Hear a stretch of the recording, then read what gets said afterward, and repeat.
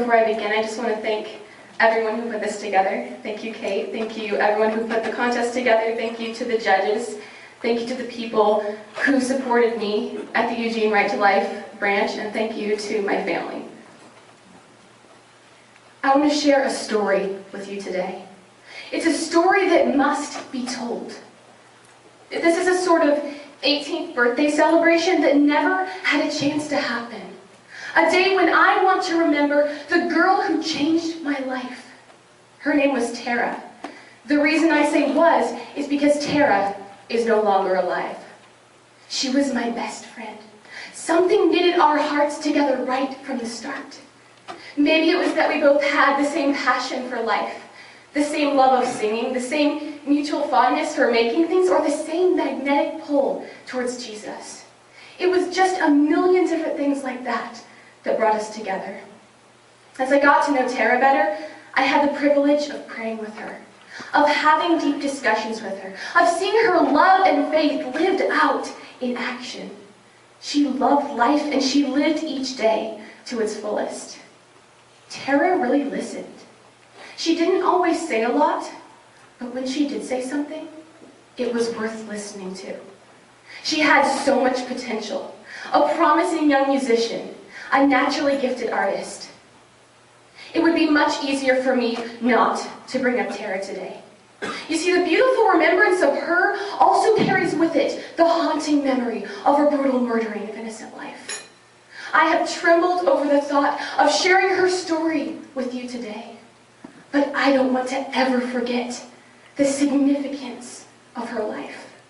And there's a part of me that still refuses to accept the fact that she's gone, because I'm 100% emphatically convinced that it was not her time to go. So today, since perhaps no one else on this earth is remembering Tara's life right now, on what this month would have been her 18th birthday, I say let us remember her. You see, 39 years ago, a law was passed by the Supreme Court here in our country that gave Tara's parents the right to terminate her life while she was still not yet born.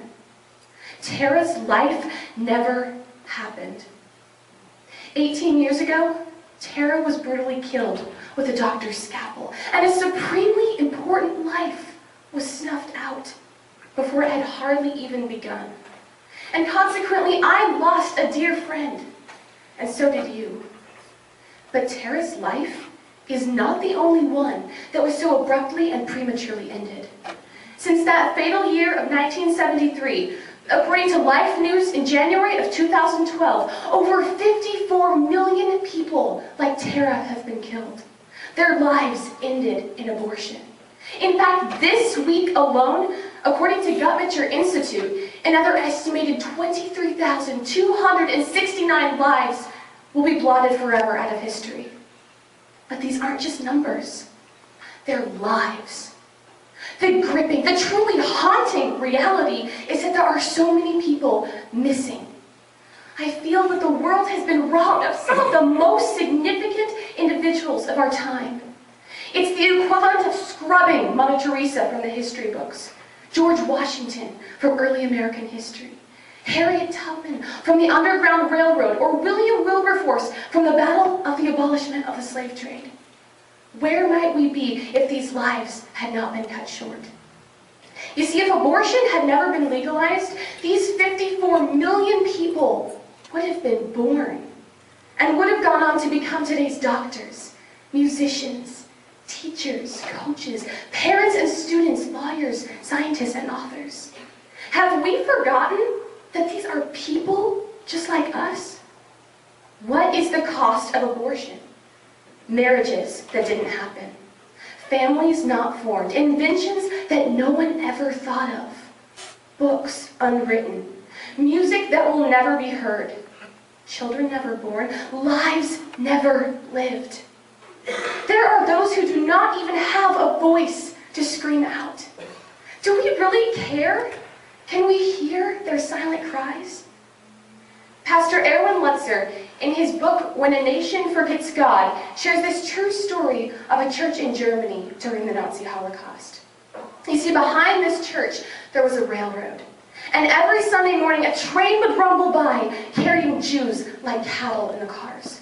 Headed for the slaughter of the death camps, the Jews reached out their hands and cried out, begging for help. But whenever the train passed by, the church turned up the music to drown out the sound of their cries. And that is precisely what so many people are doing today in America.